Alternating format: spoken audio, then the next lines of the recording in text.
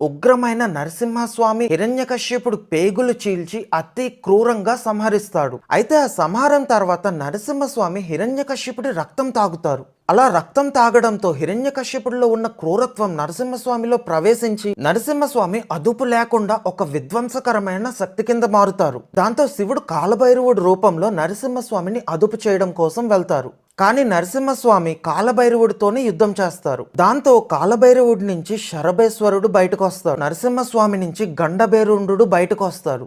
2 తలలు కలిగిన పక్షి రూపంలో ఈ శరభేశ్వరుడు పైన దాడి చేస్తారు. అప్పుడు ఆ శరభేశ్వరుని రెక్కల నుంచి ఒక అమ్మవారి రూపం బయటకు వచ్చింది. కొన్ని వేల సింహాల తలలతో, మెరుస్తున్న నల్లని శరీరంతో, దగదగా వెలిగిపోతున్న కురులతో, రెక్కలు కలిగిన ఒక విచిత్రమైన ఆకారంలో ఉంటారు. ఈ అమ్మవారే ప్రత్యంగిరాదేవి. అలా అవతరించిన ప్రత్యంగిరాదేవి గండభేరుండుని అదుపు చేసి శాంతపరుస్తుంది.